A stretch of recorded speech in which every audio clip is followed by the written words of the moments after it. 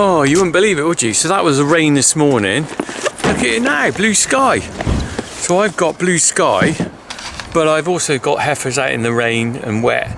So I'm going to go down. I am going to go and check them now. We're going to move them. I don't think they'll take much moving, but what a flipping day. Unreal. Let's have a look how wet it is down there anyway. I'm going to get in the old landing. We'll go. Let's go.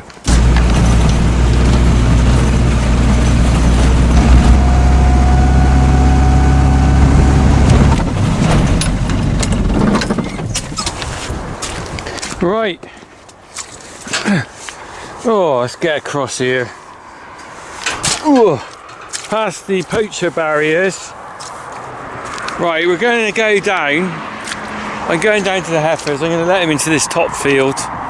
Oh, look. I can see them down there in the gateway. Look. If I zoom right down, they're waiting there. I don't know whether they're waiting for me. They're probably not very happy. Right, so let me just talk about what I'm doing. Before I go down there, I'll just look at this. So I still got to have these bales in the way of this gateway, because at the end of the day I'm concerned about the poachers coming back, the hare coursers who came out here in the summer and were chasing after the hares. Caused me no end of hassle really, because it means that every time I go in and out of this field I've got to put those bales there or move them whenever I want to come in and out. But also, because the heifers are coming up here, I'm gonna have to put this, I got this electric fencer here on a battery. Is that working? Yeah. So that's to keep them from, the heifers are getting on there. I'm a bit cynical whether the heifers actually not go there. It's quite likely that they'll sniff that silage out, and being heifers, they're not used to electric fence, so they'll flip in, they'll probably just power on through it. I don't know. If I have to lose a few bales, I have to, rather than let those lovely people keep rearing around our farm in their four-wheel drives. Right, so I'm walking out here now. This is what we call the new ground, the biggest field on the farm. I can't remember how many acres it is, it's pretty big. So it used to be a hedge down here, where that water trough is up there somewhere, I can't remember exactly. There is a sort of line. It goes down to the pond, and my dad took it out in about the 1980s when all the Dutch elm disease came through. The hedge was mostly elm, the trees died. This is what happened with a lot of the trees in farming in the UK in the 70s. The Dutch elm disease came, wiped out the trees died, and then what you've got is like a set of teeth with gaps in it where the trees were. And then I think a lot of farmers then saw that as an opportunity to take out hedgerows because they were already partly sort of destroyed. And in those days the machinery was just starting to get bigger, people wanted bigger fields, and there wasn't an emphasis on ecology or the environment then like there is now, so people just thought, oh, I'll take the hedge out and make it better for my farming. And it's only now it's come full circle, people think, oh, we need to plant trees and we need to put hedges back. But so that, my dad was just part of the kind of what was going on for everyone. Anyway, we're going to walk down. I thought, do you know what, before we go to the heifers, and I'm sure they're waiting for me to let them in here, sure, I'm going to the heifers. Before I go to the heifers, we'll look at the pond I did. So I can't remember how many years ago I did this pond. It was a field pond that was used for water for the cattle before mains water. Then it got silted up and was just left a mess, and then I had some funding under high level stewardship to dig it out, and it's coming into its own now. It took me about 7 years. In fact, while I'm walking down there, let's have a look. If I can, I haven't got any very good quality clips, so I got to download it off YouTube myself, but this is what it looked like when we were doing it, and I'll find out what year it was when I look at the clips. But this is when we started digging it out. Come down and have a look at a little project that I'm doing this year. It's another pond restoration. This is one that's been on the higher level stewardship scheme for about 3 years. I was supposed to clean it out last year, but because of the wet weather, the pond flooded and I couldn't dig it out in the summer. Normally it's dry like it is now. What I've been doing is I've been down here and cleared some of the trees around the edge. Here we go, there's some of the wood I've got to put on the trailer I'm stood on at the moment. And last winter I cleared this side of the pond, the right hand side. So what I'm doing is I'm just finally clearing up to get ready for the JCB that's coming in a couple of days' time.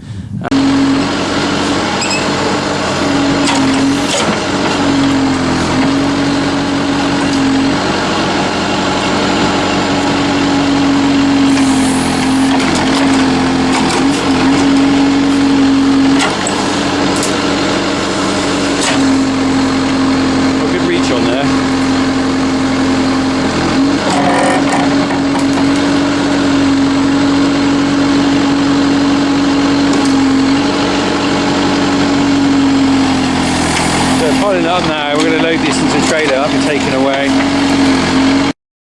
Here we are now, we're starting on the other half of the pond. The digger's nearly buried. He's going quite deep.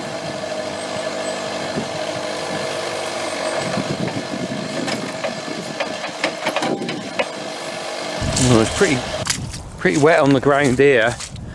This is the hedge line here, look. Do you know what? If it was a normal winter, I wouldn't be thinking of letting them out here, but the thing is, it's so wet down the bottom, it makes sense to let them up on this higher field. Like I said, we're nearly at the pond. I'll talk about what we're going to do with the heifers in a minute. Let's have a look at the pond. It's just here. Here we are. Full of bulrushes now, look. Look at that. They came on their own. They started as a few here, and they've spread across in a sort of band on the front, but the back is all naturalised. This tree here I'm not sure what species this is. I can't remember what that is. That's self-sown. In the middle there's a little island, and that is it's got field maples on it. I did sort of angle that a bit when we did it, so that any animals like a duck or something could walk up there and make that a safe nesting area. And I think originally that was part of the hedge line, really, because I think this pond was either side of a hedge line, so that each field could have water, and that was part of the hedge line. So that's why when I restored this pond, it was a sort of line in the middle, and we just took out either end to make this island. So the hedge line would have carried on up there and gone right up to the top hedge. That's nice. That's going to grow big. This, I mean, it's very flooded now. The only annoying thing is these brambles come back. Look, self-sown bramble. You can't stop nature. It wants to put it all back to woodland. These are taking over the edge. This was all nice. I had wildflower seeds around here, and this is gradually taking over. I fear that you won't be able to see in there soon. But it's interesting. You can't keep everything as you want it. To keep the countryside and everything as you like seeing it, involves a lot of actual work just to keep it looking lovely. Because realistically, all this land wants to go back to woodland, and if you just abandoned it, if we walked away from this field, never mind planting trees in fields, if you just walked away from a field and let it naturalise on its own, eventually you'd be covered in oak trees or ash trees or sycamore or something. I see it in the fields in the spring when I go out about to move a fence or something. I see all these little acorn trees coming up, self-sown or planted there by squirrels or whatever. Right, let's find these heifers. They should be over here. Oh, there they are. They are right by the gate. Hello. I know. You all fell up with the rain. I'm fed up with the rain. Right, I'm going to let you in here.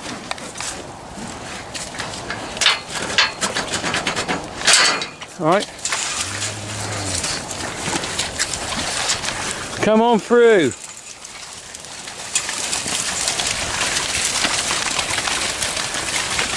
Someone counting for me. Usually about 27. Alright.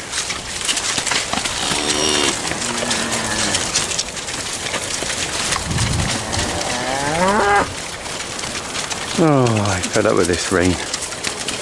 Come on. Who's left? Dry cows at the end, no doubt. They can have a poke around. What have you got? Alright. Oh, you got one more there, have you? Come on. I'm hoping there's a bit of string in the hedgerow. Always got a bit of string in the hedgerow to keep the gate tied shut, otherwise they tend to get trapped in there.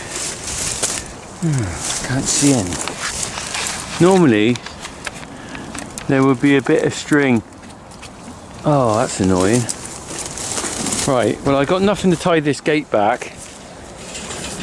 So what I'll do for now, there's barbed wire there when I tied it up for the stop the poachers getting in. Right, we'll leave that for now. Right, so these lot, see, they're not actually hungry, they're not putting heads down. Alright, they're just fed up probably being where they are.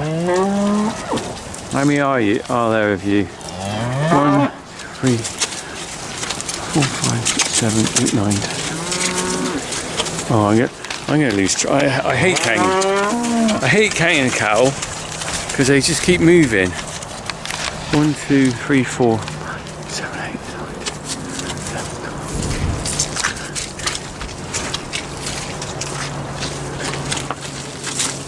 11, 12. I think it's 27. Let's say it's 27. I'm just trying to see if I've got any string in my pockets. No. Oh. Right, well, I'll come back down here another day and tie that open. And they have got this. We came out here last week. Last video I did up, was it Wednesday? That was filmed last weekend. We came out here with Harry. And they have eaten it down quite a bit. But it's not too bad. Well, we're going to have a look at the floods. I think most of you know how our farm works. We're in a valley. I never really think of us being in a valley, but we're in a valley which kind of comes down from a hill and it bottoms out on our lower fields. Look, I got them following me this year. This is one. Are you following me? Oh, they're a bit thick, these cows. There ain't anything good over this way. As I was saying, we're in a valley. The water comes down from the main hill into the lower fields where the cattle are. Whoa, look at that. Whoa, that's sneaked by. Whoa. Whoa.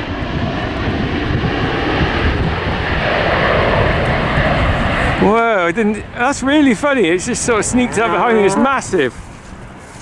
Wow. I ought to be used to that by now because we do get them every so often.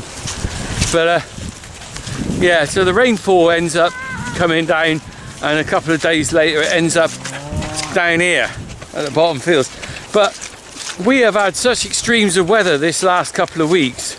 I mean, I can't believe it. I brought the cows in. When I brought the cows in, I was thinking, oh well, maybe I shouldn't have brought them in. Maybe I could have stretched another couple of days.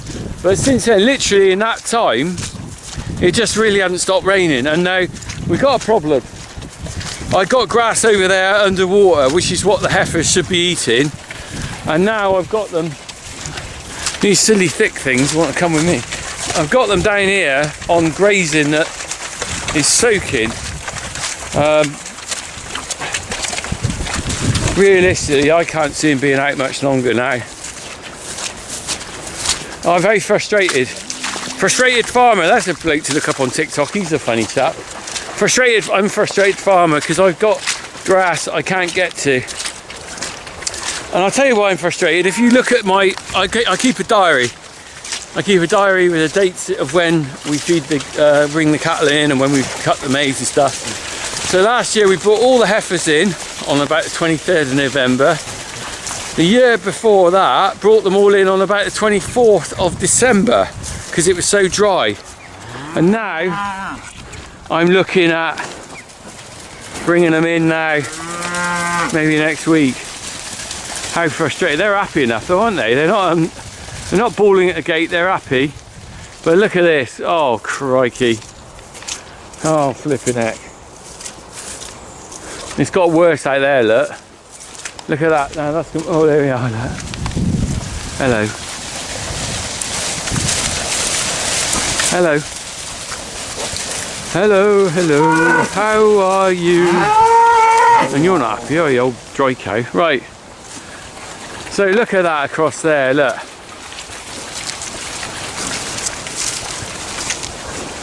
So I was silage making out back in the summer out there. You wouldn't believe it, would you? That's where we were silage making. I was mowing for silage back in there in May. Look at this. This is me in May.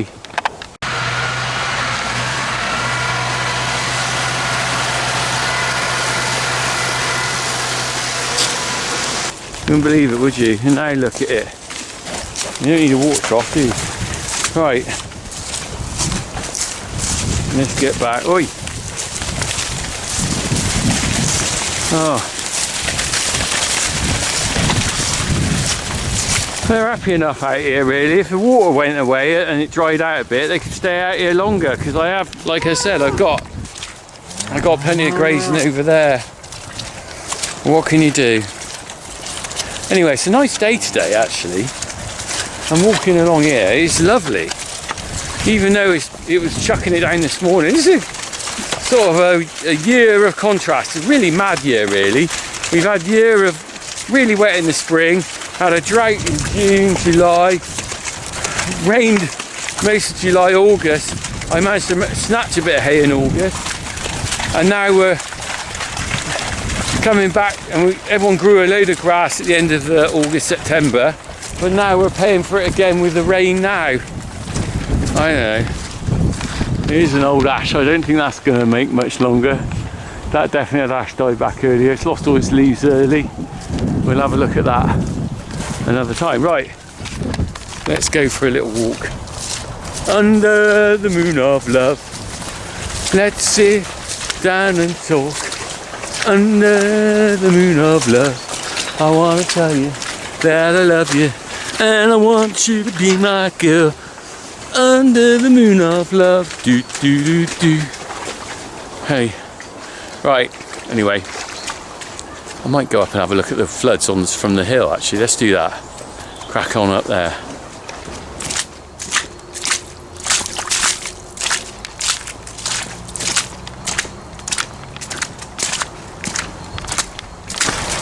There we go. Come full circle. Come back to the top of the lane. That's my favourite walk up there.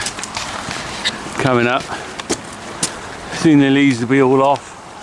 The maple's looking good though. The sycamore's come down there, look. We'll just get up to the landy. I was a bit paranoid about leaving the Land Rover parked up here in case someone nicks it. It's the last thing I want to lose. Right, I might get up on the hill, I don't know. Let's see how we go. I'm up on the hill now, look. I am here. I've just stopped. Lovely Rita behind me, who I was at school with her son, who sadly is no longer with us, but we just had a lovely chat. In fact, I planted a tree in his memory on the farm a while ago with Rita. So here we are, look, I'm just looking across here. Now I'm just going to zoom down where our cattle are down to the left of there. Look at this. Look at this. That's where the grazing is there, look. That's where potentially I could graze the cattle, but I can't. That's where all the grass is they need to go to. And this is Reg's next door. Look at that. It's not unusual to see that. What is unusual to see is this time of year. It's early. So anyway, I'm gonna go on back now. But just shows you what goes on, doesn't it? The rain, what damage it can cause down there. You don't realise. Look, this is a nice bench in memory of Alan Badley. I knew him. Died in 1999. Right, and they're all in memory of people I know. As the older you get, the interesting thing is, the older you get, the more you look at these places and you go. Especially you go in the graveyard. I went to school with him, or knew him, or whatever. But anyway, I better get back now because time's going on. But lovely to see Rita. Anyway,